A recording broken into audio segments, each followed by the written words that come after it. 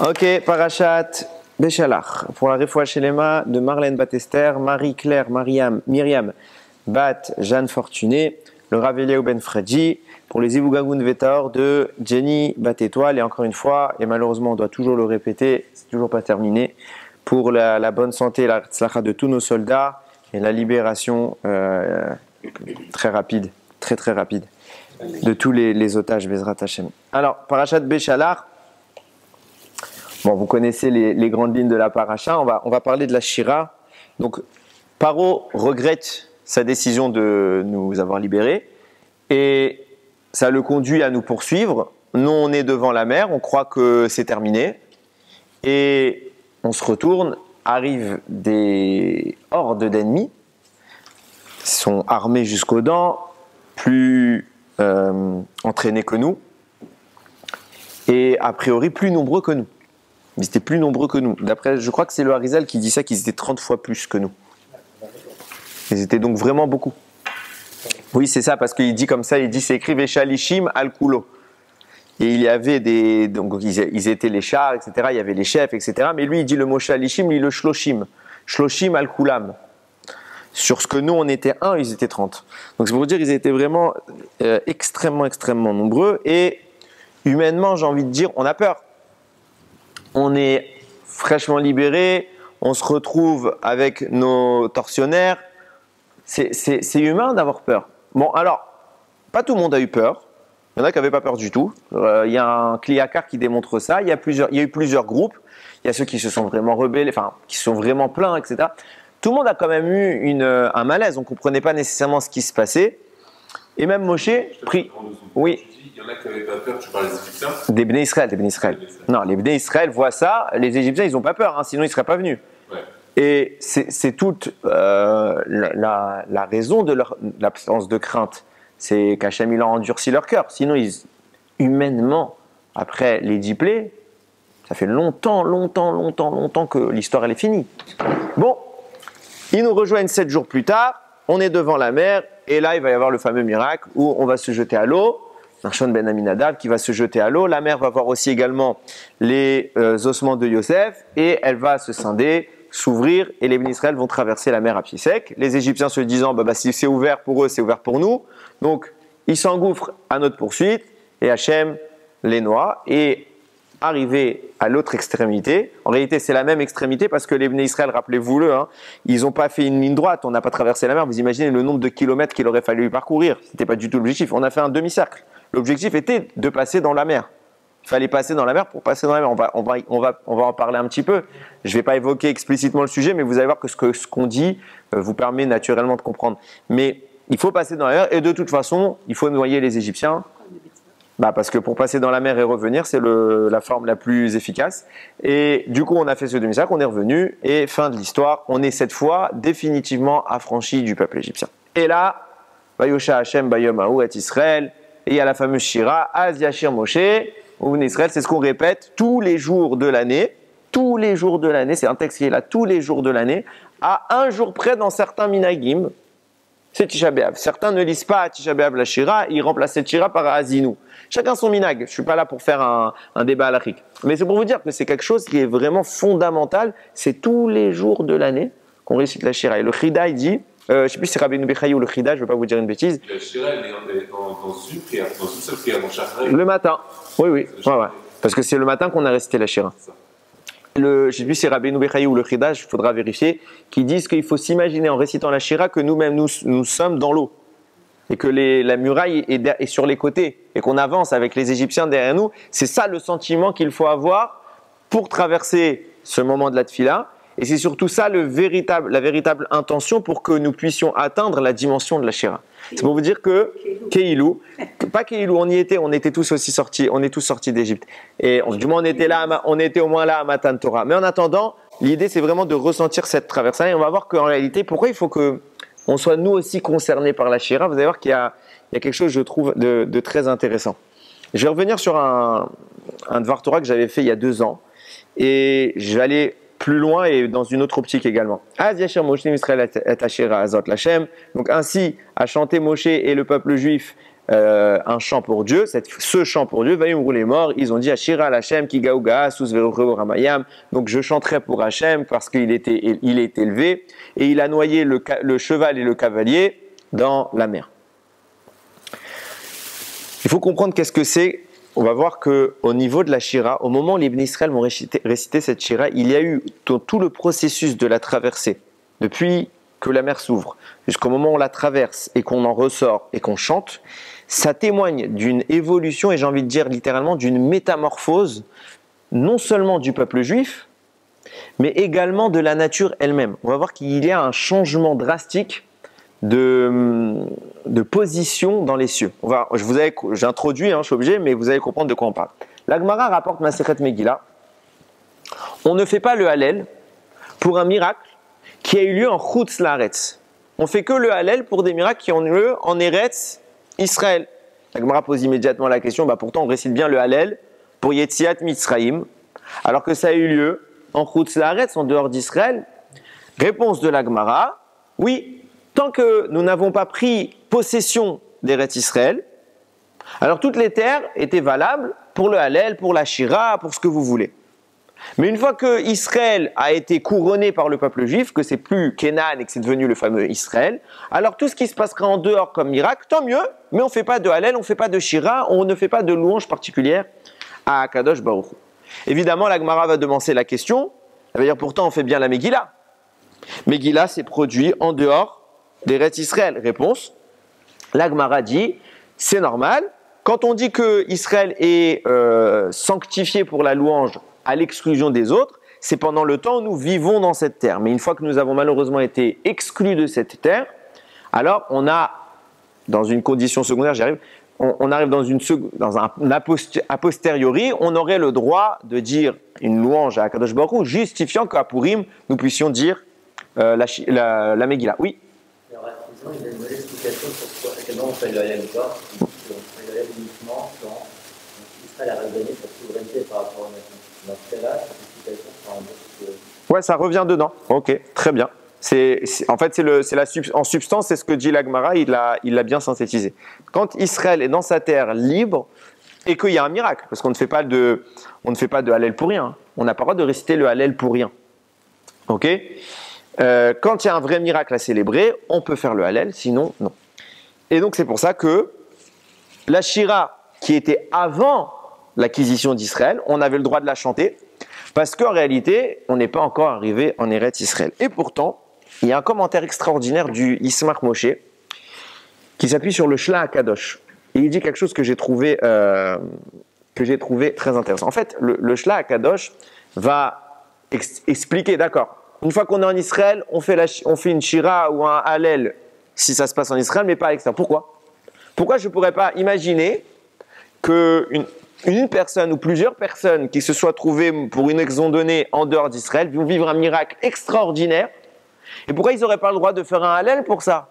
Puisqu'on a le droit de louer, on doit louer Akadosh Baruch Hu pour les miracles. Donc, où il est le mal? Qu'est-ce qui justifie cette nuance entre Israël, et vous sentez bien que même quand on dit que quand on n'est pas en Eretz Israël, on peut faire une louange, comme c'est le cas pour la Megillat Esther, qui est une louange. La halakha pose la question, pourquoi on ne récite pas le Hallel à Purim? On répond parce que la Megillah c'est un Hallel, c'est une louange, on raconte ce qui s'est passé, il n'y a pas plus belle louange que de décrire les faits. Donc on peut réciter cette Megillah à Purim, mais on sent bien que ce n'est pas la solution idéale, parce qu'en réalité on ne devrait pas être en Chutz Laaretz, on devrait ne jamais avoir été exilé, on devrait être dans la situation optimale. Donc c'est quoi cette nuance qui sépare Eretz Israël de toutes les autres terres? Et il répond en s'appuyant sur une analyse du Shla HaKadosh de la discussion qu'il y a entre Yaakov et Rachel. Quand, souvenez-vous, Rachel est à ce moment-là de sa vie la seule qui n'a pas eu d'enfant des femmes de Yaakov. Elle va dire à Yaakov, va terrer Rachel, Kilo Yaleda le Yaakov. Elle a vu qu'elle n'a pas enfanté d'enfant de Yaakov. Va tikaner Rachel be'achota. Elle était un peu jalouse de sa sœur, elle a des enfants. Il faut savoir que toutes les Imaot étaient stériles. Même Léa. Même Léa était stérile. Même si elle a eu tout de suite des enfants, c'est la seule des Imaot qui n'a pas eu besoin d'attendre pour avoir des enfants. Pourquoi? Ramim, c'est parce qu'elle a pleuré toute sa vie, ça suffisait, il y avait plus, on n'avait pas besoin de rajouter. Elle a pleuré, ça il m'explique. Donc Hachem, il a eu pitié d'elle. Comment? Oui, mais elle a déjà assez souffert. Ça veut dire qu'Hachem ne voulait pas lui rajouter plus de souffrance parce que c'est une dame qui a tellement été usée par la vie que ses yeux étaient marqués. Donc Hachem a dit Maspik, c'est quelqu'un qui a assez souffert, ses souffrances, il n'y a pas besoin de rajouter. Je ne vais pas lui rajouter, lui rappeler qu'elle est stérile. Donc les naissances de Réhouven, Shimon, Lévi, etc. sont déjà un miracle. Et Rachel, elle est jalouse quelque part, elle se dit mais pourquoi ma sœur elle a le droit à un miracle et moi j'ai pas le droit? C'est pas que Rachel est stérile et que sa sœur ne l'est pas, les deux le sont. Et pourtant elle a le droit à un miracle et pas moi. Donc elle va dire à Yaakov, Vatomer el Yaakov, Avali banim, donne-moi des enfants. Veimaïn meta anochi, si j'ai pas d'enfants, alors je suis comme morte. Pourquoi? Parce que tout l'objectif de l'existence de Rachel, c'était de fonder les Shvatim avec sa sœur et avec Yaakov. Donc, si maintenant mon objectif sur terre, je sais que c'est ça et que je ne peux pas l'accomplir, il y a des personnes qui n'ont pas cet objectif. Mais elle, c'était ça. Donc, pourquoi je suis venu sur terre? Je suis comme une morte, je suis venu pour rien. On comprend la tourmente du personnage. Que répond Yaakov? Vaïchan, af Yaakov berachel. Yaakov s'est énervé contre sa femme et il va lui dire Vaïomer, Atachat Elohim Anochi. Est-ce que je suis à la place de Dieu, moi? Asher Nana Mimer Perivaten, qui t'a privé d'engendrer, on va traduire comme ça. L'un comme l'autre sont durs à comprendre. Pourquoi? Parce que je comprends la douleur de Rachel. Il n'y a pas débat sur la douleur de Rachel.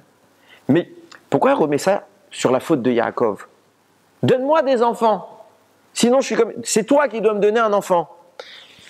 On sait bien qu'ils avaient une vie intime. Donc, c'est pas Yaakov qui a refusé qu'elle ait des enfants. Si elle n'a pas d'enfants, c'est ce qu'il lui dit à Yaakov, c'est pas moi. Pourquoi tu me reproches à moi? C'est Hachem qui n'a pas voulu que tu enfantes. Oui? Pourquoi? On sait qu'il y a un autre défi, le tribu, donc c'est-à-dire, tant que Rachel n'a pas d'enfant, c'est que les femmes, les tribus sont franchement vers Rachel, parce qu'elles doivent être sociales. Elle doit avoir des enfants, mais le problème, elle l'accuse que c'est ta faute. Oui, il a fait quoi de mal, Yaakov? Comme il y a eu un moment de débat où à la fin, il y a eu un problème, je ne sais pas exactement l'histoire, mais il y avait un terme où il pensait que Léa allait avoir la dernière tribu, au final c'est Rachel qui l'a eu. Oui, mais ça c'est quand elle a déjà un enfant. Oui, mais... Elle a déjà commencé, là elle est à 0. Il y avait quand même ce compte. Il y avait ce compte, en fait, il y avait ce compte. On sait que les femmes de Yaakov doivent amener 12 enfants. 12 enfants, 12 tribus. En réalité, il y avait 14, mais ce n'est pas le sujet. 12 enfants. Ok? Ah, c'est pas le sujet, j'entre même pas. Ouais. Faut revenir aux anciens shiurim. Bon, revenons à 12, faut venir à la standard. Ok? Il devait y avoir 12 enfants. Maintenant, il faut savoir que le Midrash le dit, Yitzhak devait avoir les 12 tribus. Il les a pas eu. Du coup, rien n'indique de certitude à ce niveau-là. Peut-être, et c'est la crainte de toute la vie de Yaakov, elle est résumée en une phrase. Pen igrom achet. On a des annonces qui sont faites, on a des promesses de Dieu, mais pen igrom achet. Peut-être que la faute va engendrer des catastrophes qui font qu'on va perdre ce mérite d'avoir les choses. Par exemple, on voit que Yaakov a peur de revenir en Israël parce qu'il y a Esav, alors qu'Hachem lui a promis, t'inquiète pas, tu vas partir et tu vas revenir en paix, je m'occupe de tout. De quoi t'as peur? T'as le maître du monde qui est à tes côtés, qui te dit, je te protège. T'as peur? Il dit, oui, j'ai peur. Penigrom afet, arrête. Peut-être qu'il y a une petite faute que j'ai pas pensée, qui va me faire perdre tous mes mérites. Ce qui fait qu'Hachem m'accorde cette bracha, c'est mes mérites. Mais si demain je fais une avéra, et peut-être que c'est ça le problème. Et là, on voit que Rachel, peut-être elle va perdre les enfants, on ne sait pas. Et c'est ce qu'il va lui dire en substance à Yaakov. C'est moi qui suis à la place d'Hachem. Qui donne la vie? D'accord, mais il pourrait prier pour elle. Alors, kolakavod. Kolakavod, c'est ça l'idée. Mais d'abord, je pose la question, après je donne la réponse. Je veux juste que tu comprennes ce que je veux dire. À savoir que, en effet, c'est pas Yaakov qui décide si enfin elle va être fécondée ou pas. Il fait ce qu'il peut faire humainement, et après c'est entre les mains d'Hachem. Donc vient Rachel et elle lui dit, donne-moi, toi tu dois me donner un enfant. L'air de dire, tu ne m'as pas donné d'enfant. Et on sait que Yaakov, c'est pas comme s'il s'en était privé. Donc première question, même si on comprend la détresse de Rachel, et je ne suis pas chas v'shalom du tout en train de critiquer qu'elle ait de la peine. Pourquoi tu remets ça sur ton mari? Il a fait quoi? Il n'y est pour rien. Et comprenons bien qu'on parle de qui? On parle de Rachel, on parle de Yaakov, on ne parle pas d'une dispute de couple. On ne parle pas du tout de ça. On parle de gens qui nous dépassent. Donc ça veut dire que si c'est écrit dans la Torah, parce que vous vous rendez bien compte que la Torah ne raconte pas tous les détails de la vie des gens, même des Avot, elle raconte que ce qui est utile. Ça veut dire qu'elle ne va pas nous raconter qu'un jour Abraham il a été cueillir des fruits, ce qu'il a peut-être fait dans sa vie. Mais non, on s'en contrefiche, c'est pas utile. Si la Torah nous dit que Rachel porte une accusation contre Yaakov, c'est qu'il y a débat. Et il y a un vrai débat. Et donc on ne comprend pas parce qu'on lui dit, mais qu'est-ce qu'il y peut, le monsieur? Première chose. Deuxième chose, on ne comprend pas non plus la réaction de Yaakov, qui est violente. Vaïrar af Yaakov, il s'énerve. Il dit, Atarat Elohim, ce que je suis à la place de Dieu, en clair, c'est pas de ma faute, c'est sans doute toi le problème. Mais c'est pas moi. Qu'est-ce que tu veux que je fasse de plus? Et en effet, le Shlach Kadosh va abonder dans votre sens. Il va dire en réalité, les deux viennent avec une vraie ta'ana, avec un vrai argument thoraïque. C'est pas un argument, elle est triste qu'elle n'a pas d'enfant. C'est bien plus haut que ça. Chachamim nous disent, et il rapporte comme ça le Shlach, les 4 imaot étaient stériles. Pourquoi? Parce qu'Akadosh Baruch Hu voulait la tfila des tzadikim. Elles n'étaient pas stériles pour ne pas avoir d'enfants. Elles étaient stériles pour que le couple prie. Hachem veut qu'on prie. Et par cela, on peut débloquer quelque chose qui devait exister. Abraham devait avoir des enfants, Yitzhak devait avoir des enfants, Yaakov devait avoir des enfants. Ce n'était pas un débat. Mais il fallait la tfila.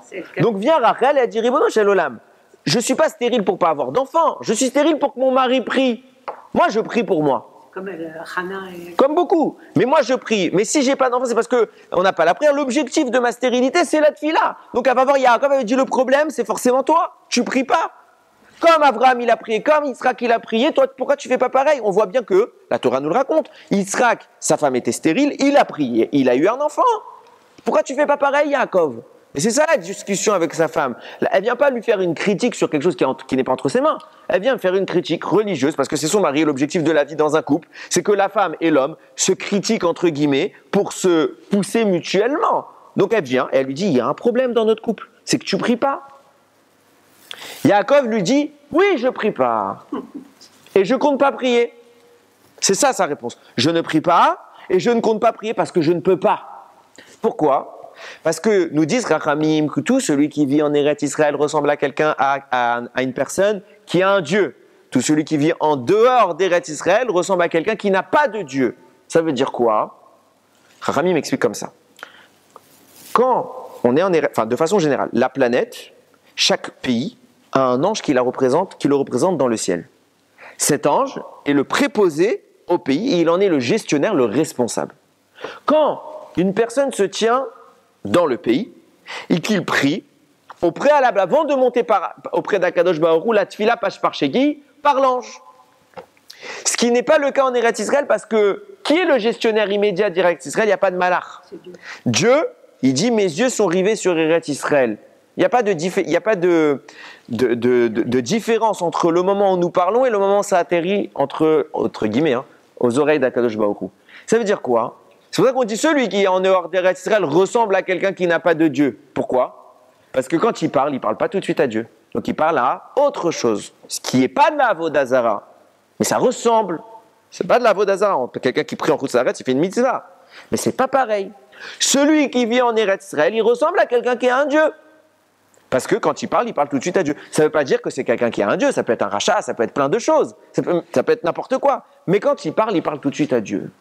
Viens, Yaakov, il dit à sa femme, j'ai peur de prier. Pourquoi? On n'est pas encore en Eretz Israël. Et puisque je ne suis pas sous la tutelle immédiate de Dieu, je ne sais pas ce qui va advenir de ma tfila. Et l'enjeu dont on parle, il y a bien sûr que Yaakov faisait cette tfila, mais l'enjeu dont on parle, c'est les shvatim. Imagine que le malach, qui s'occupe du pays dans lequel nous sommes, intervienne négativement et détourne mes tfilas, il pourrait s'en prendre au neshamot des enfants d'Israël. Et ça, Yaakov a peur. Il dit, c'est dangereux de prier pour que tu aies un miracle et que tu enfantes, alors qu'on ne sait pas est-ce que ta matfila parviendra aux oreilles d'Akadosh Baruch Hu, tant on craint l'impact de l'ange. Et regardez comment il insinue ça. Regardez comment il insinue ça quand il dit littéralement cette phrase. Il dit, Atarat Elohim Anochi. Nous on a dit, ça veut dire, est-ce que je suis à la place de Dieu? Mais Tarat, ça veut dire quoi? En dessous. Est-ce que je suis en dessous d'Hachem? Pourquoi? Pour prier? Si j'étais en dessous d'Hachem en Eretz Israël, il n'y a pas d'intermédiaire. Je prie, il n'y a pas de risque. Au pire des cas, il ne m'écoute pas, mais je prie. Mais là, il y a un risque que ma tfila soit détournée. Je ne suis pas en dessous d'Hachem. Je suis en dessous d'autre chose. Et ça me bloque dans ma tfila. Ça me fait peur, littéralement. C'est pas la première fois qu'il a peur avec Esav. Oui, Yaakov était quelqu'un de, entre guillemets, présenté très inquiet de beaucoup de choses. Mais c'est parce que quand vous êtes minutieux à l'ampleur de ce personnage, il sent que chaque détail de la vie peut être radicalement dangereux. Il peut faire changer la balance du tout au tout. Donc, Yaakov, il ne veut pas prendre de risques. Il dit, on est en route pour Eretz Israël. On attend, mais maintenant, non, je ne prierai pas. Vient le Ismar Moshe, il dit, c'est exactement ce qui se passe au moment de la Shira. Qu'est-ce qui se passe? Il y a écrit, quand les Bnei Israël sont en train de se retourner, qui voient les Égyptiens, je vais vous relire le passouk. Vayar Israël et Mitzraïm met al Sefatayam. Ils ont vu Mitzraïm mourir devant la mer. Mais avant ça, ils ont vu Mitzraïm arriver. C'est qui Mitzraïm? Je vous avais dit la semaine dernière. Quand il y a écrit Eretz Mitzraïm, la terre de l'Égypte, alors c'est la terre d'Égypte. Quand il y a écrit Mitzrim, c'est les Égyptiens. Quand il y a écrit Mitzraïm, c'est une allusion à quoi? À l'ange du pays. Il a vu, qu'est-ce qui s'est passé? Akadosh Baruch Hu a destitué le malach de Mitzraïm. Il était sur terre. Et à ce moment-là, les Bnei Israël sont venus, se sont retournés, et ont vu l'Égypte arriver avec à leur tête leur malach. Ils ont été pris d'une terreur. Ils ont dit, si même les armées du ciel descendent, comment vous voulez qu'on se batte? Là, ils ont eu peur. À ce moment-là, ça veut dire quoi? Ça veut dire qu'au-dessus de leur tête, ils sont encore dans le pays d'Égypte, ils sont dans les frontières égyptiennes. Puisque le malach est destitué, il n'y a plus de malach. Il reste qui? L'étape directe, c'est Akadosh Baruch Hu. C'est pour ça qu'à ce moment-là, nous dit le Yismach Moshe, en effet, ils avaient le droit de chanter. Pourquoi ils avaient le droit de chanter? Parce qu'on n'est pas encore arrivé en Eretz Israël, il n'y a aucun interdit. Mais Hachem a fait plus que ça. Il a fait en sorte qu'au moment du chant, au moment de la Shira, les Bnei Israël soient Tachat Elokim.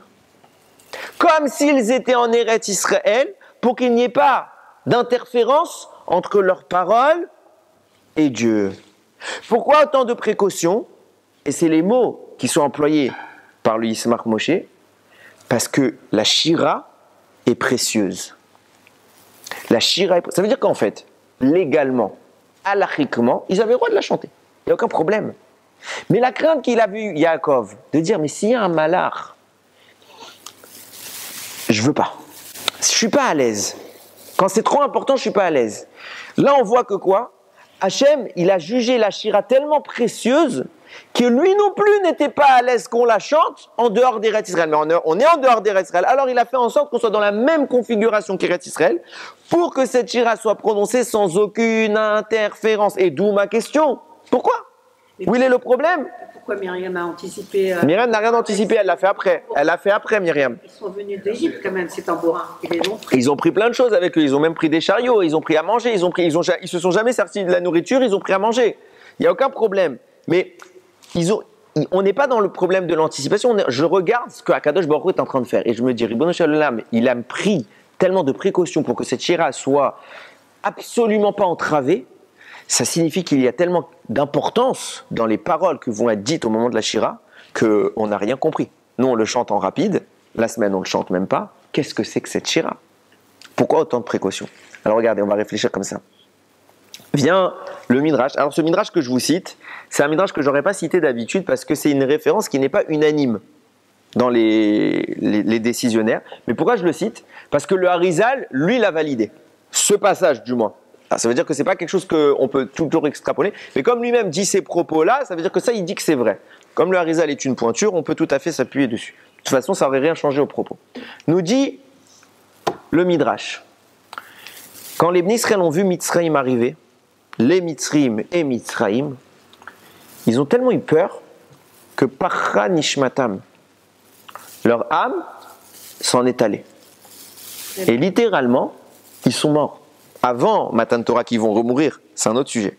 Là, à la mer, avant de traverser, ils sont morts. Le Or HaChaim dit, pourquoi ils ont eu si peur, comme je l'ai dit tout à l'heure, c'est parce qu'il y avait le malach. Et déjà, l'armée devait être assez inquiétante, mais là, il y avait le malach. Donc, ils étaient vraiment tétanisés. Pourquoi leur faire si peur? Nous dit le Or HaChaim, pour qu'ils fassent tchouva. Pour qu'ils en arrivent à une situation de détresse telle qu'ils comprennent que le seul refuge qui puisse les sauver, c'est Hachem, il n'y aura pas d'autre espoir. Ils sont 30 fois plus nombreux que vous, ils sont avec un malach, donc vous pouvez faire ce que vous voulez, vous avez perdu. La seule porte de sortie, c'est moi. Et c'est ça que je veux que vous compreniez à ce moment-là. Donc Hachem leur montre le véritable danger pour qu'ils comprennent que malgré ce danger, Hachem va les sauver. Et qu'ils accordent une foi totale. Et c'est pour ça que la conclusion de la Shira, c'est Vaya Aminu Bachem, enfin c'est plutôt l'introduction, mais la conclusion de la noyade des Égyptiens, c'est Vaya Aminu Bachem, Uv Moshe Avdo. Cette fois, ils ont cru. Ça veut dire qu'ils ont tellement eu le besoin de se lier à Hachem pour survivre qu'il n'y avait pas d'autre échappatoire. Il n'y avait plus d'échappatoire entre Dieu et sa manifestation. Oui, il a le. Soit une petite portion du peuple qui a été sélectionnée, on va dire, pour sortir, les autres ont été pour aller plus d'avant. Malgré ça, tu peux aussi de repasser par la lecture à tout nous, ils n'auraient pas été. Alors, je mets une parenthèse et je te dis d'avant, je te réponds, je vais être embêtant plus qu'autre chose. C'est-à-dire que je vais te donner quelque chose qui va te déranger, mais je ne te dirai pas la réponse parce que c'est 1 heure de shiur et j'ai déjà fait ce shiur. Ok, je te donnerai la référence si tu veux. J'ai fait toute une démonstration pour montrer qu'aucun des Bnei Israël n'est mort pendant les plaies d'avant. C'était pas nous, c'était le Erev Rav. Ok, il y a tout un cheminement à prouver. C'est pas en 2 minutes que je peux te le prouver. Il faudrait un shiur. Donc on peut en parler une autre fois. Mais en réalité, déjà ceux qui sont sortis, c'était que nous. Et il n'y a pas eu de mort. Première des choses. Deuxième chose, parlons français. Quand bien même on irait selon l'hypothèse de dire qu'il y a eu des morts juifs, on n'était pas parfait. Quand on est sorti, on était encore au 49e degré d'impureté. Ça veut dire qu'on a un élan et on va vivre 49 jours depuis la Yetziat Mitzrayim jusqu'à Matan Torah pour progresser. On est dans un élan, on est dans une volonté, mais tu ne te purifies pas, tu ne deviens pas Rabbi Akiva en 2 minutes. Donc quand bien même tu es dans un élan de tchouva, ce que la masse des Bnei Israël font, tout le temps on fait tchouva. C'est pas pour autant qu'on est tout de suite arrivé au sommet de la tchouva. On n'est pas encore des tzadikim. Donc quand bien même j'ai dit, j'ai compris mes erreurs, je veux m'améliorer, j'ai encore des faiblesses. C'est pas aussi simple. Si c'était aussi simple, en 2 minutes, on serait tous des Rabbi Akiva, des Moshe Rabbeinu. Mais ce qu'il faut retenir, et c'est là que je vais pouvoir rebondir. Comme je l'ai dit, ils sont tous morts parce qu'ils ont eu cette crainte et que le Rachem explique, ils voulaient Hachem qu'ils aient cette crainte pour venir vers lui. Et à ce moment-là, le Harizal écrit quelque chose d'extraordinaire. Cette mort qu'ils ont vécue, au moment où leur âme sort, ils ont entendu le son du chant. Kol Ashira. Qu'est-ce que c'est? Ils ont entendu un kol. Leur Neshama a entendu un kol.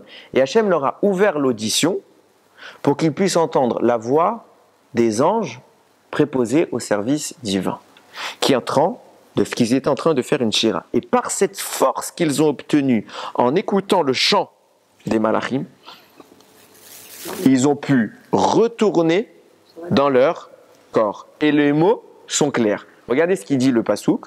Ozi vezimratia vayehili lishua.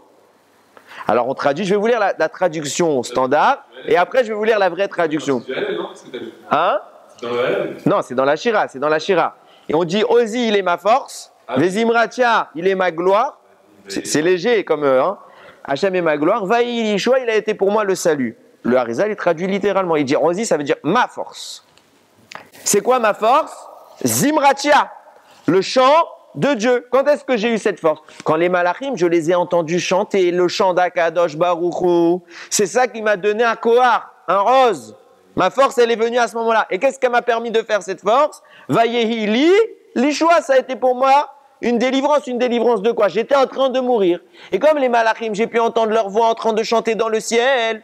Cette énergie-là m'a permis de reconduire ma neshama dans son corps. Et à ce moment-là, les Bnei Israël sont en train de vivre une triat ametim collective. Maintenant, regardez comment les choses vont aller encore plus loin. Mais je suis obligé de faire une bifurcation pour pouvoir les mettre en place. Puisqu'on est en train de parler du chant, la Torah nous rapporte, je lis, il y a un point crucial qu'il faut avoir et qu'il faut mettre en parallèle de ce que je viens d'expliquer. Donc retenez bien, les Bnei Israël ont vécu une mort, un retrait de la Neshama, ont entendu le chant des malachim, se sont abreuvés de l'énergie qui était présente et sont retournés dans leur corps. Parallèlement à ça, il faut se rappeler que Akadosh Baruch Hu a dit un élément à Yaakov, oui, et même à Abraham, qui va nous permettre de comprendre qu'il y a une seconde histoire dans l'histoire. Il y a la nôtre, celle qu'on est en train de vivre. Et Hachem y avait dit à Yaakov, quand il lui a demandé d'aller en Égypte, Anochi ered imecha mitzrayma. Je descendrai avec toi en Égypte. Ve'anochi alcha gamalo. Et moi aussi, je monterai avec toi. Je descends et on repart ensemble.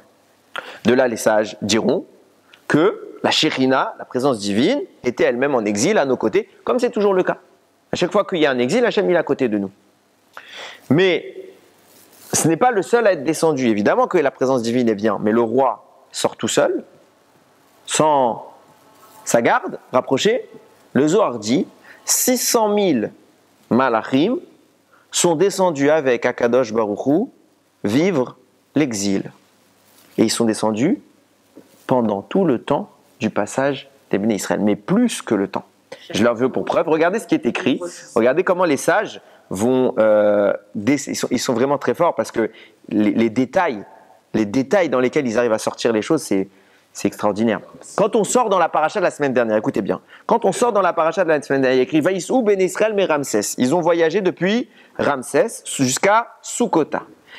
Keshesh meot elef ragli adevarim levad mitaf. Environ 600 000 hommes sans les enfants. Pourquoi il y a écrit environ Ke? Parce qu'on n'est pas pile 600 000, alors on met environ. Ça, c'est le sens du pshat. Viennent nous dire les Mefarshim, il y a une deuxième lecture plus profonde. Ke, ça veut dire comme 600 000. Ça veut dire quoi comme? Ça veut dire qu'on compare la sortie des 600 000 à une autre sortie. Pourquoi? Parce que comme il y avait en Égypte 600 000 malachim qui étaient prisonniers, qu'est-ce qu'il a dit à Kadosh Baruch Hu? Il y a 600 000 Bnei Israël qui sortent, comme il y a 600 000 malachim qui sont en train de quitter l'Égypte. Il y a une sortie parallèle des anges et des humains. Et 600 000. Et c'est pour ça que la Torah le précise noir sur blanc. Vaï miket sheloshim shana verba meot shana. Et ce fut au bout de 430 ans. Vaï betzem ayom azé. Ce fut précisément à ce moment-là, ce jour-là. Yatseu kol tzivot Hashem. Sont sorties toutes les légions de Dieu. C'est qui les légions de Dieu? C'est les malachim. Sont sortis les malachim. Me'eretz Mitzraïm, de la terre d'Égypte. Au moment où les Bnei Israël sortent 600 000, à ce moment-là précisément, Akadosh Baruch Hu, il envoie 600 000 malachim qui sont descendus depuis l'annonce faite à Abraham. J'avais fait un sujet sur ça, je ne vais pas rentrer dessus, juste pour vous donner un parallèle. Du coup, j'en arrive à ma question. Ouais. Naturellement... Chaque ben avait son malach ou pas? Chaque ben Israël? Non, pas lié. Ils ont 600 000 et 600 000. D'accord. Il y a une raison à ça, mais je ne peux pas rentrer parce que c'est un Ils sont sortis avec eux, mais ils étaient derrière eux. On ne sait pas, c'est spirituel. C'est spirituel. Il y a des malachim à côté de toi, il y a même des chédim à côté de toi. Bon, pas en Eretz Israël. Il y a même des chédim. Il n'y a pas en Eretz Israël, il ne faut pas s'inquiéter. Mais la Gemara a dit, à ta droite, t'en as 1000, à ta gauche, t'en as 10 000. Bon, je ne vais pas rentrer, je ne j'ouvre même pas le débat. Ça ne sert à rien de poser, je ne répondrai pas à ces questions. Mais c'est juste pour vous dire que le monde se superpose de plusieurs couches spirituelles. Maintenant, regardez bien. Puisqu'Akadosh Baruch Hu a envoyé les malachim en exil, il y a plein de raisons à ça, parce qu'ils vont être prisonniers des clipotes, des forces du mal, etc. Puis lui aussi, il les a libérés, puisqu'il les a libérés en même temps que nous. Donc ça veut dire qu'il y a une double yetsia, il y a une double sortie d'Égypte. Et au moment où on arrive à la mer, puisque les forces du mal égyptiennes, il y avait, comme je l'ai expliqué, il n'y a pas que les Égyptiens qui viennent, il y a toutes les forces du mal qui sont avec eux. Puisqu'elles aussi, elles reviennent, qui est en danger? Les malachim. Donc eux aussi sont sauvés au moment de la Kriyat Yam-Souf. C'est pourquoi... De même que nous, on a voulu faire une shira, qu'est-ce qu'ils ont voulu faire les malachim? Eux aussi, ils auraient dû faire une shira. Et vous connaissez tous ce moment, sans doute, je pense que vous l'avez déjà entendu dans plusieurs shiurim, où il y a écrit, les malachim sont venus au moment où Akadosh Baruch Hu était en pleine nuit en train de noyer les Égyptiens, ils ont dit, on veut chanter nous aussi ta louange. Hashem a dit, chas v'shalom, personne ne chante. Pourquoi? Je suis en train de détruire l'œuvre de mes mains, à savoir les Égyptiens, et vous voulez me chanter? C'est pas parce que c'est des Réchaïm que je veux qu'ils meurent, hein. Moi, ce que je voudrais, c'est qu'ils ne fassent pas de faute. Mais ils font. Donc, je suis quelque part amené à le faire. Mais ce n'est pas quelque chose qui me réjouit. Quel parent est content de punir son enfant? Ça n'existe pas et on préférait ne pas avoir à le punir. Bon, on le punit. À ce moment-là, tu viens me faire un bisou. J'ai pas envie d'un bisou quand je suis en train de punir mon fils. C'est pas le moment. Donc, il vient à Kadosh Baruch Hu, il dit, je refuse votre chant. Le Midrash poursuit. Il dit, le matin est arrivé, les Égyptiens, ça, ils sont morts. Les malachim ont dit, on veut chanter ta louange. Akadosh Baruch Hu, il a dit non, d'abord les Bnei Israël. C'est pour ça qu'il a écrit Az Yashir Moshe. Alors Moshe a chanté. Pourquoi alors? Parce qu'il y en a qui ont voulu chanter avant lui. avant les Bnei Israël, qui c'est les Malachim. Pourquoi c'est au futur alors? Ça, c'est un autre sujet. Parce qu'il va rechanter à la fin des temps. Mais là, j'ai la gorge sèche, si je bois beaucoup. Je dis donc, les Malachim ont voulu chanter, Hachem les a refoulés, il a dit les Bnei Israël d'abord. Mais c'est pas tout. Une fois que les hommes ont fini leur chanson, sont venus les Malachim et ils ont dit, on veut chanter ta louange. Il a dit non, Les femmes. les femmes. Patan la Myriam Ashira Hashem Shirul Hashem Kigaoga qui Sousveru Chebo Ramavayam. Les femmes d'abord. Les Malachim ils sont pas contents. Ils disent quoi, même les femmes? Je vais expliquer le même les femmes, je vous rassure, ne partez pas tout de suite. On attend. Je dis donc, quoi, même les femmes avant nous? Du coup, ils ont réussi à chanter avant? Alors attends, les femmes vont finir leur chant, et enfin les Malachim vont pouvoir entonner leur shira. C'est quoi cette attitude? Regardez, encore une fois, tout est dit dans la Torah. Regardez comment c'est insinué. Quand Myriam prend la parole pour chanter, il y a écrit quoi? Faut traduire, je vous promets. Faites-vous un jour un kiff, et c'est un vrai kiff, parce que vous allez voir que vous n'avez rien compris à la Torah. Prenez le texte juste en hébreu, et traduisez mot à mot. Ne cherchez pas à faire une phrase. Traduisez mot à mot ce que ça veut dire. Et vous allez voir que vous allez perdre le contexte et que vous allez voir qu'il y a plein d'incohérences. Qu'est-ce qu'il dit le texte? Vata'an lahem Myriam. Je traduis d'abord en fausse traduction. Myriam leur a fait répéter Shirul Hashem Kigaoga, Sousveru Chebo Ramavayam. Chantez pour Hashem parce qu'il est élevé.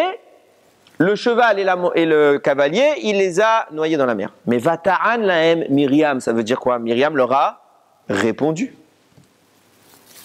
Elle a répondu à qui alors? Ah bah c'est la question. S'il y a réponse, ça veut dire qu'il y avait une question. La question elle n'est pas écrite, il n'y a pas de question. Et Myriam répond. Myriam elle est où? On imagine. Elle est avec qui autour d'elle puisqu'elle est en train de chanter? Elle répond aux hommes. Elle est domine. Alors on aurait pu penser comme ça. Ça pourrait être une réponse qui rentre dans le texte, mais c'est pas une réponse. Ça aurait été un écho. Elle a fait suite, mais le mot réponse il marche en français, pas en hébreu. Qu'est-ce que Myriam dit? Et à qui elle le dit? Il y a qui autour de Myriam quand elle chante? Il y a les femmes. Donc il aurait dû, si maintenant elle s'adressait aux femmes, il n'y aurait pas écrit Vatan. La haine. La haine est un masculin, il aurait dû écrire la haine. Elle leur a répondu, peut-être les femmes avaient une question et elle leur a répondu. Non, elle répond Myriam, la haine a des masculins. Qu'est-ce qui se passe? Quand Akadosh Baruch Hu a refoulé les Malachim, il a dit les femmes d'abord, ils ont dit attends, mais pourquoi les femmes? Et en fait la question c'est pourquoi les Malachim demandent pourquoi les femmes? Réponse, parce que il y a une halakha. Oui, elle répond aux Malachim. Il y a une halakha. Où est-ce qu'on est? On sort tous d'Égypte. Donc il y a les hommes qui sont juste à côté. La halakha interdit pour un homme d'écouter une femme chanter. Donc pourquoi? Parce que c'est une mesure de tzniut, ça fait partie du charme de la femme. Enfin, du moins, si elle sait chanter. Mais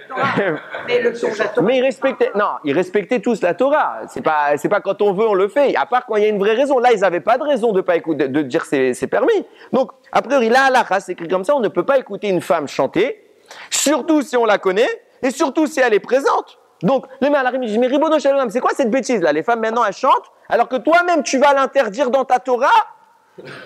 Fatan, la Myriam. Myriam, elle entend ça, elle dit, moi je vais te répondre. Elle est prophétesse. Elle est bien sûr qu'elle est prophétesse, elle a vu, elle a dit, vous avez rien compris. Qui est avec nous maintenant? Puisque vous êtes tous là, les Malachim, vous êtes sortis. Mais pourquoi vous étiez en Égypte? Parce qu'il y avait la Shechina. La Shechina aussi, elle est libérée. Il y a qui à côté de nous? Il y a Akadosh Baruch Hu. Le Chida, il dit, tout le monde voyait la Shechina. Tu crois qu'il y en a un qui pourrait une seule seconde avoir une pensée impure en présence d'Akadosh Baruch Hu qui se manifeste devant lui? Ça n'existe pas. Au moment où Hachem est là et que sa présence elle est tellement ostentatoire, la notion de Avera, de mauvaise pensée, est littéralement brisée. Vient nous dire le Chida, à ce moment-là, il y avait zéro interdiction d'écouter une femme. Pourquoi? Parce qu'il n'y avait pas de pudeur à avoir, il n'y avait pas de mauvaise pensée, il n'y avait pas de Yetzara. Le Yetzara, il ne pouvait même pas s'approcher à ce moment-là. Donc viens lui dire Myriam, t'as rien compris, bien sûr qu'en temps normal, vous auriez dû chanter, et avant nous, parce que nous, on ne pouvait pas chanter. Mais puisqu'il y a Kadosh Baruch Hu, et que personne ne serait-ce que penser, est-ce que c'est une femme ou un homme qui chante? Alors on peut chanter. Et Hachem, il attend. Et Hachem leur dit, si les femmes elles veulent chanter puisqu'elles ont droit, évidemment, elles passent avant vous. Et regardez la force de ce propos que Myriam va tenir. Viens écrire, c'est pas moi qui le dis, c'est le Siftei Kohen. Parce qu'on oublie quelque chose de fondamental dans le rapport masculin-féminin, homme-femme. Quand Akadosh Baruch Hu crée la créature humaine, à Bereshit, qu'est-ce qu'il dit? Avant de lui donner le nom de Adam. C'est qui Adam? Nous on dit, c'est l'homme. Mais en fait, c'est pas l'homme, c'est l'homme avec un grand H. Parce que la Torah le dit, Zachar unekeva bera'am, il les a créés mâles et femelles, vaïvarechotam, il les a bénis, vaikra et shemam, et leur nom, pas son nom, leur nom à l'homme et la femme, il les a appelés Adam. Adam, c'est mâle et femelle. C'est ensemble. Et Akadosh Baruch Hu définit ici la norme spirituelle. Pour que la spiritualité, pour que le rapport au divin soit shalem, soit complet, il faut que l'homme et la femme soient unis dans leur avodat Hashem. C'est tellement vrai que quand Abraham va être face à Sarah, qui lui demande « renvoie Ishmaël », Abraham n'est pas d'accord. Qu'est-ce qu'Hachem lui dit? « Kol asher tomar elecha Sarah » Shema Bekola, tout ce que Sarah te dira, écoute sa voix. Pourquoi j'écoute sa voix? Réponse, Hachem lui dit, Rachid explique, la prophétie de Sarah supérieure à celle d'Avraham. Vient le Sifte Kohen, il dit, ça veut dire quoi elle est supérieure? C'est pas que Avraham et Sarah ils voient deux choses différentes, non. C'est que Sarah et Avraham ont la même prophétie. Mais tu peux pas dissocier la prophétie d'Avraham de celle de Sarah, sinon l'une et l'autre sont incomplètes. Et du coup, Sarah est ce qui conclut la prophétie d'Avraham. La prophétie n'est chez les Ma'a qu'à condition que Avraham est une partie de cette prophétie et que Sarah la complète. Et il lui dit ça, c'est Vaikra et Shemam Adam. C'est ensemble que vous êtes des prophètes. Viens Myriam et elle dit, puisque la prophétie n'est complète que si les femmes la complètent. Quand les Bnei Israël hommes ont fait Asia Shir Moshe, ils ont une prophétie, elle n'était pas complète. Si maintenant, nous les femmes ne chantons pas, la Shira n'est pas terminée et on a perdu la moitié du potentiel parce que c'est nous qui devons terminer, mettre le point final à cet assemblage qui est la Shira. Donc vous les Malachim, vous vouliez quoi? Vous vouliez d'accord les hommes, vous n'avez rien dit. Et vous vouliez vous mettre entre nous et les hommes, chanter avant nous. Mais si vous vous mettez entre nous, la prophétie d'Hachem, vous l'interrompez. Et ça, c'est pas possible. On est prioritaire parce que il n'y a, à ce niveau de l'histoire, plus aucune différence entre la prophétie des hommes et celle des femmes, qui subitement se mettent elles aussi à voir ce que, c'est écrit que la plus petite servante a eu le droit de contempler ce que le prophète Yecheskel n'a pas pu contempler. Donc même les femmes étaient des prophétesses et elles venaient acheminer la prophétie des femmes. Maintenant que vous avez la prophétie des hommes. Maintenant que vous avez les deux parallèles que je voulais mettre en place, à savoir, on avait les Bnei Israël qui sortaient, ils ont vu les Égyptiens et leurs anges venir, leur Neshama s'est enlevé, ils ont entendu le chant des Malachim, ils se sont servis de cette énergie pour revenir. Parallèlement, on vient de comprendre que les Malachim voulaient chanter, parce qu'eux aussi ont été libérés, et qu'il s'est passé que Myriam, Fata'an Lahem, elle leur répond, elle leur explique, vous êtes dans l'erreur, vous ne pouvez plus nous dissocier des hommes. Il se passe quelque chose d'extraordinaire. Vient nous dire le Rav Chaim Vital. C'est quoi cette histoire du chant qu'a parlé son maître, le Harizal, qui a dit ils ont écouté le chant des Malachim et cette énergie a été leur force. Ozi, c'était venu ma force. Vezim Racha, qu'est-ce qui est devenu ma force? Le chant divin. Vayeil Ilishua, et grâce à ça j'ai été libéré. C'est quoi ce chant? Vient nous dire Chachamim, le Midrash rapporte, tu n'as pas une seule herbe qui pousse sans qu'il y ait un mazal, un malach dans le ciel qui la frappe et qui lui dise pousse. Vient nous expliquer le Rav Chaim Vital, l'élève du Harizal. Il dit c'est quoi cette phrase? C'est quoi cet ange qui vient qui lui dit pousse? Ce que l'ange y fait, c'est qu'il chante. Et la Shira, que nous aussi devons dire sur terre, est l'acheminement de l'énergie céleste vers une dimension matérielle. C'est la clé d'existence de notre monde. Vous entendez ces mots? C'est la clé d'existence de notre monde, c'est ce qui va permettre de révéler l'énergie divine et de la manifester sur terre. C'est ça que les Bnei Israël ont entendu. Quand ils disent « j'ai eu une force, j'ai obtenu une force qui a été pour moi une libération ». C'est quoi cette force? Puisque les Malachim, leur chant, c'est quoi leur chant? C'est ce qui achemine l'énergie divine sur terre. Comment ils acheminent? En chantant la louange d'Hachem. Donc quand ils ont compris quel était ce chant, ils ont vu l'énergie divine descendre sur terre, ils se servent de cette énergie pour eux-mêmes redescendre sur terre.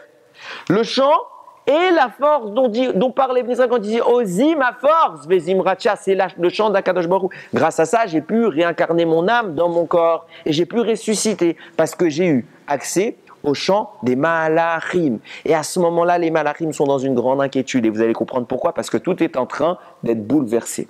Vient nous dire le Maharal de Prague. Il y a un adage, un enseignement très connu de nos sages. Caché zivugo shel ben adam, kekriyat yamsouf. Oui. Le mariage, le couple, trouver son conjoint, c'est aussi dur. Non, pas trouver. S'unir avec son conjoint est aussi difficile que lorsque Dieu a ouvert la mer. J'ai envie de dire, waouh, d'accord, ça va, ça existe des couples qui sont en shalom. Tous les rabbins le disent. C'est quoi le sod? Il explique comme ça. L'ouverture de la mer s'appelle Kriyat Yam Souf. L'ouverture de la mer de jonc, comme ça on traduit. Le mot souf se lit sauf. Pour dire Kriyat Yam sauf. L'ouverture de la mer, c'était la fin. La fin de quoi? De l'affranchissement des Bnei Israël. Parce qu'on pourrait se poser une question qui est somme toute logique. Pourquoi tu attends 7 jours pour mettre fin aux Égyptiens? Tu leur as fait Makat Bechorot. Ok? Pour qu'on s'en aille, pour qu'ils nous poursuivent, au bout de 7 jours, tu vas les tuer. Tu l'es en Égypte. Tu pouvais faire la même scène tout de suite. Pourquoi il a fallu qu'on attende toute cette histoire? Et il nous dit, le Maharal de Prague, parce que l'ouverture de la mer est la fin de la libération. La fin de la libération, pourquoi? Pas tout de suite. Réponse. Parce qu'il y a eu 2 styles de libération. La libération, on a été affranchi des Égyptiens. Première libération, on est sorti d'Égypte. Mais il y a quelque chose qu'on n'a pas encore été affranchi. De la nature. L'ouverture de la mer est le moment où Dieu libère les Bnei Israël des entraves de la nature pour les hisser dans un statut surnaturel, les Ma'ala Minateva, ce qu'on appelle un miracle, un S. Et vous allez comprendre pourquoi je le précise. C'est précisément à cet instant-là que le Maharal de Prague écrit qu'on est appelé subitement, alors ce mot est déjà écrit dans la Torah pour des personnages qui ont déjà atteint ce statut, mais les Bnei Israël vont devenir les Ivrim, les Hébreux on dit parce qu'il y a un H. Ivrim, coupe le mot en deux, ça fait Avar Yam, ceux qui ont passé la mer. Quand est-ce qu'on devient les Ivrim? Quand on a traversé la mer.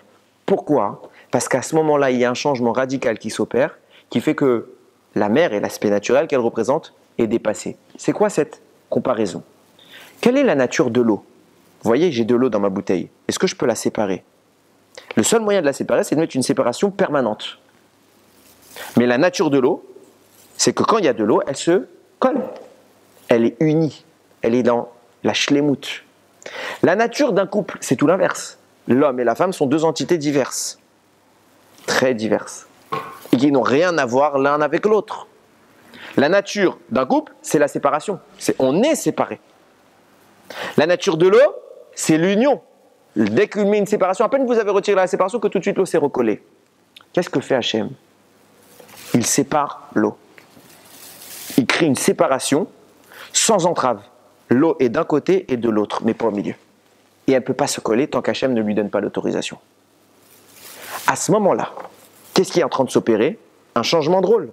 Ceux qui étaient unis, l'eau, au moment de la mer devient séparés.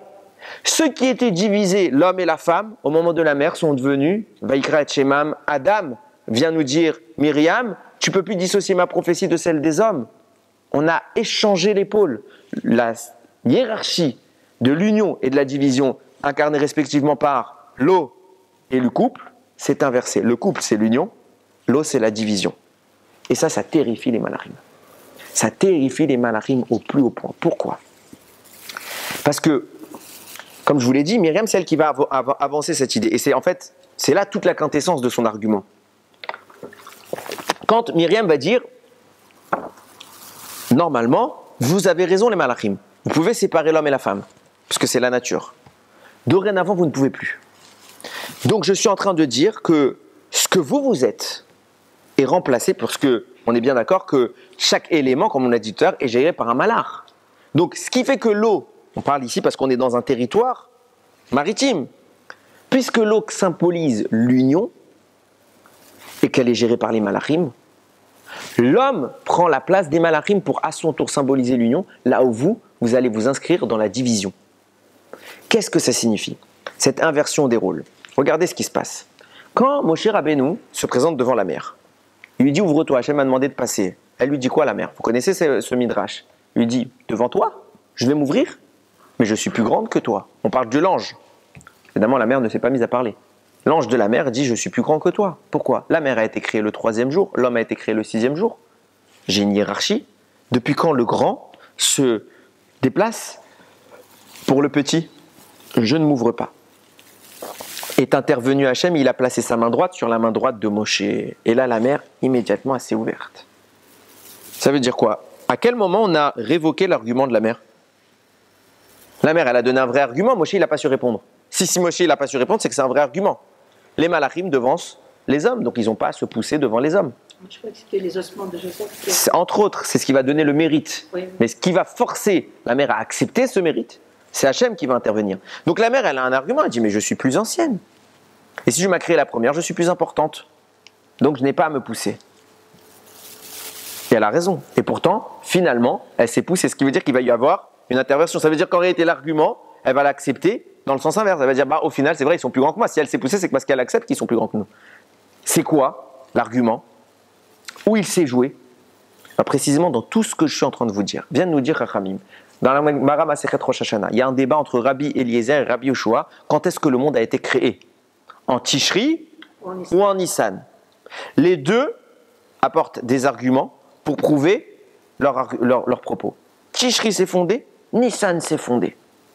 Les deux, il n'y a pas de différence. On n'a pas de preuve. Alors, qui a raison? On dit bien que Ayom Harat Olam, Ayom Yamid Benishpat. Quand est-ce qu'on dit ça? Le jour a été créé, le monde a été créé à Bereshit. À Bereshit, c'est Rosh Hashanah, en Tishri. Alors c'est quoi cet argumentaire? Et pourquoi on n'arrive pas à casser? Pourquoi on ne tranche pas? Réponse. Parce qu'on ne parle pas de la même création. Les deux rabbanim, ils sont d'accord. Le monde il a été créé et en Tishri et en Nissan. En Tishri, c'est le monde naturel. Bereshit, bara Elokim, les lois de la nature.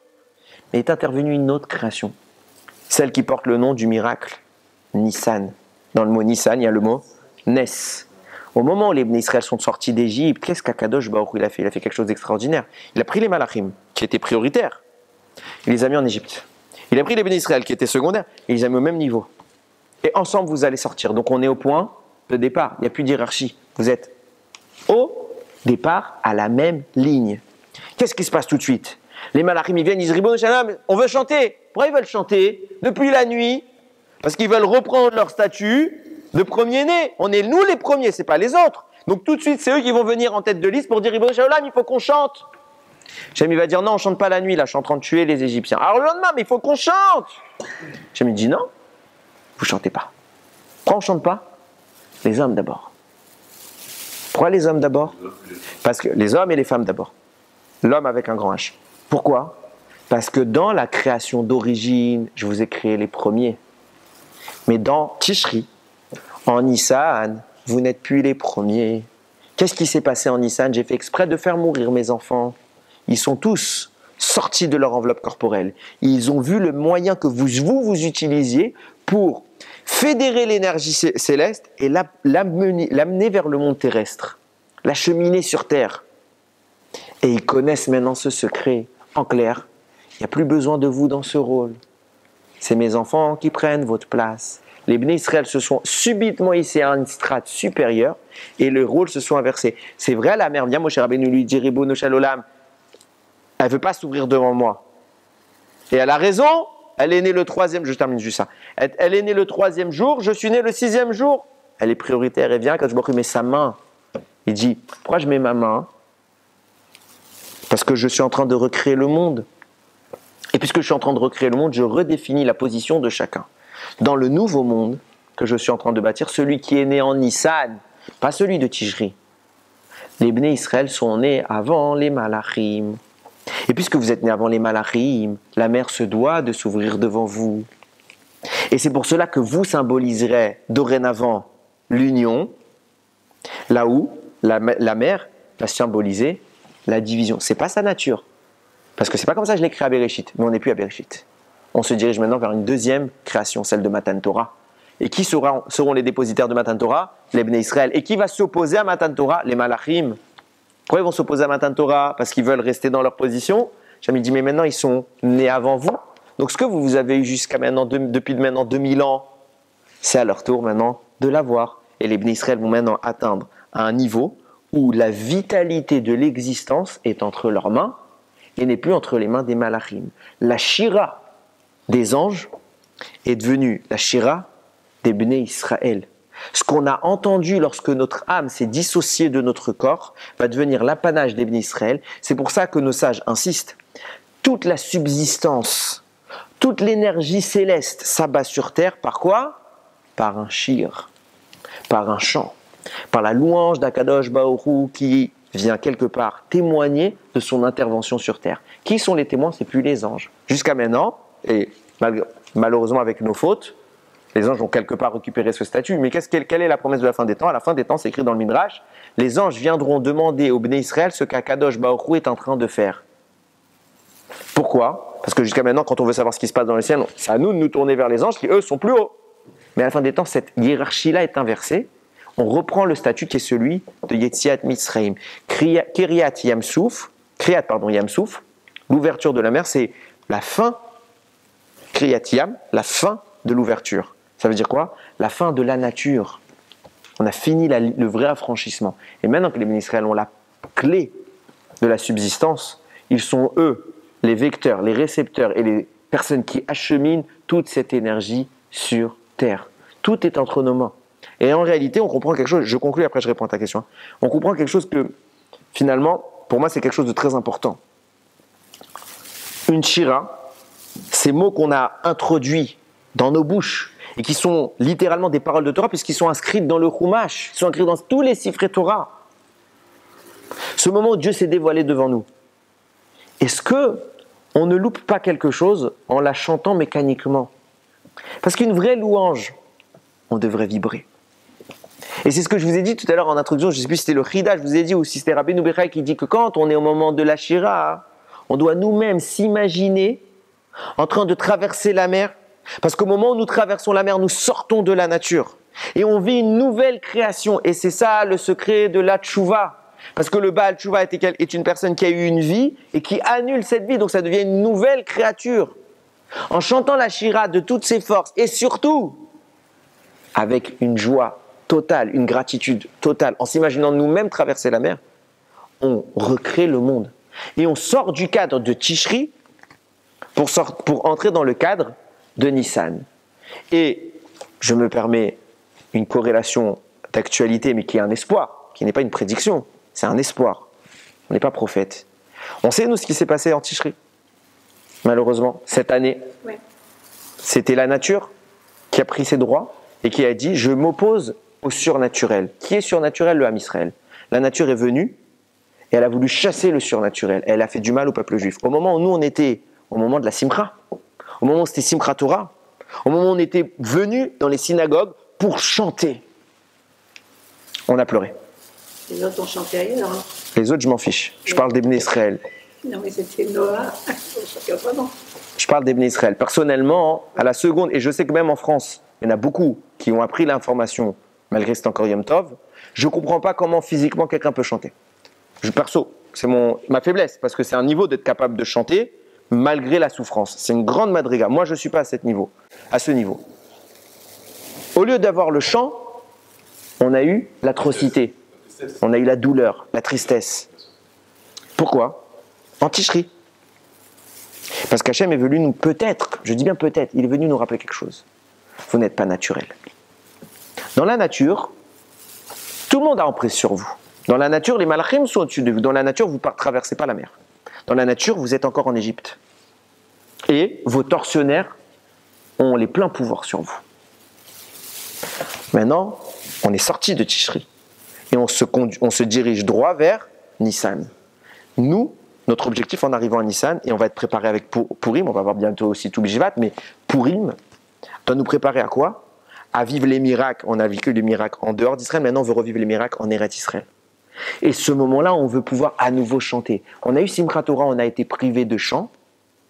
Et il faut être capable, l'objectif qu'on doit viser, je pense, et modestement, c'est mon humble avis, vous pouvez ne pas être d'accord, mais c'est notre objectif d'arriver en Nissan, de même qu'on a été libéré en Nissan, on doit être libéré en Nissan. Ça veut dire quoi? On doit redevenir surnaturel. Comment on redevient surnaturel? Par le chant. Ça veut dire quoi? C'est-à-dire que quand on récite une shira, lorsqu'on fait un hallel, lorsqu'on fait un télim, on ne doit pas faire ça de façon mécanique, une lecture sans ta'am. on doit vibrer de simcha. On doit s'imaginer qu'Akadosh Baruch Hu est en train de nous sortir d'Égypte. Et si on s'imagine qu'Akadosh Baruch Hu est en train de nous sortir d'Égypte, alors on recrée le monde. Comme il a été recréé après Tishri, il a été remplacé par Nissan. Alors on est capable, par cette Shirab, de faire descendre une vitalité dans le monde qui n'est pas la vitalité de Bereshit, qui est la vitalité de Yetziat Mitzrayim, la vitalité du mois de Nissan, du mois des miracles. Et puisque cette vitalité sera dans notre monde, parce qu'on est prêt à la recevoir, on est prêt à chanter la louange d'Akadosh Baruch Hu, on n'aura plus qu'à la saisir. Et c'est tout ce qu'on peut se souhaiter. On fait depuis des semaines, j'introduis le shiur en disant pour les Chayalim, pour la libération de nos otages. J'en ai marre de le dire. Bémet, j'en ai marre de le dire. Pas que je ne veux pas penser à eux, mais je veux qu'ils sortent. Qui arrive, je ne sais pas pour vous, mais moi j'arrive pas. Il y a des fois où je suis chazan et je sais que le tzibour il est pressé. Donc je suis obligé d'abréger ma tefila. Je souffre. Pourquoi je souffre? Parce que à ce moment-là, qu'est-ce que je ne demande pas? J'ai pas le temps de demander Mashiach. J'ai pas le temps. Bon, de Mashiach, on le demande dans la tefila. Mais j'ai pas le temps de demander, de bien préciser que j'attends d'Akadosh Baruch Hu, s'il te plaît, libère les Bnei Israël qui sont maintenant en exil. Pas en exil, en prison, en souffrance. Libère-les. Alors qu'est-ce qu'on a? On doit le penser en 2 secondes quand on dit Matira Sourim dans la Hamida. Mais c'est horrible. Pour moi, c'est horrible. Parce que quoi? J'en ai marre de demander. Je veux que ça se produise. Et le problème qui fait, je pense que, je parle de moi et que de moi, je ne vise personne. Mon problème à moi, sans doute je n'arrive pas à sentir que moi aussi je peux sortir d'Égypte. Que moi aussi je peux traverser la mer. Que moi aussi je peux chanter vraiment la Shira des Bnei Israël. Pas la Shira qui est imprimée dans mon Sidour. Pas la Shira que je vais lire dans Kriyat Torah. Non. La Shira qu'eux, ils ont eue. Ce moment où ils ont senti Dieu, là, en train de changer leur nature, de les affranchir de tout ce qui existe dans ce monde. Je pense que c'est le véritable objectif. Arriver, on doit sortir d'Égypte. Et en réalité, c'est à nous de sortir. Hachem, il nous a déjà sortis. C'est nous qui sommes retournés. Malheureusement, on a fauté, on est faible, on est tous faibles. On a fauté, on est retourné en Égypte. On peut ressortir, on a juste à, quelque part, revivre. Se projeter dans cette histoire et la revivre. Si on la vit, Hachem il acte. Ramim disent, et c'est comme ça qu'il écrit, je ne sais plus encore une fois, c'est le Chida au Rabbeinu Bechaye. Si on arrive à faire cette Yetziat Mitzrayim dans notre tête et à traverser la mer, on est une Bria Radasha, Akadosh Baruch Hu il accepte notre tchouva. C'est ça qu'on doit penser. Quand demain matin vous allez chanter Azia Shir Moshe, alors évidemment vous serez sans doute dans un minyan qui ne chantera pas parce qu'on est en semaine. Mais pensez-le, imaginez-vous 2 secondes les Égyptiens derrière vous, l'ange d'Égypte derrière vous, avec toute leur armée voulant votre mort, ça c'est Tishri. Ça c'est Tishri. Et on n'a pas besoin des Égyptiens, on en a plein d'autres, qui veulent notre mort, qui sont derrière avec leurs armées. On n'a pas besoin d'imaginer très loin. Imaginez-les là. Et la mer devant vous. Et avec cette crainte que vous êtes censé vivre et de se dire, en réalité, je ne peux rien faire. Le seul qui pourra me sauver, comme ils ont dit les Bnei Israël, comme il a dit le Rahim, le seul qui pourra me sauver, c'est Akadosh Baruch Hu. Alors j'avance. Si on arrive bémet à faire ça, c'est pas moi qui le dis, c'est Chachamim. Alors la Yetzia, elle est là. Il faut simplement de temps en temps se projeter réellement et arrêter de vivre dans un mécanisme, vivre ce qu'on fait. Et Bezrat Hashem, et j'en doute pas, au moment où on arrivera à vivre ça, on vivra des Yeshua, de Venechamot, à Kadosh Baruch Hu, c'est sûr, enfin il va arrêter, il va fermer ma bouche en introduction de Shiur, et j'aurais plus besoin de dire pour nos soldats, j'aurais plus besoin de dire pour nos otages, parce qu'ils seront eux aussi revenus chez eux en Eretz Israël avec toute la simcha, ils pourront chanter ensemble, et eux ils auront une plus belle raison que nous encore de chanter ensemble. Az Yashir Moshe Uvnei Israël, Baruch Adonai Leolam, Amen ve Amen.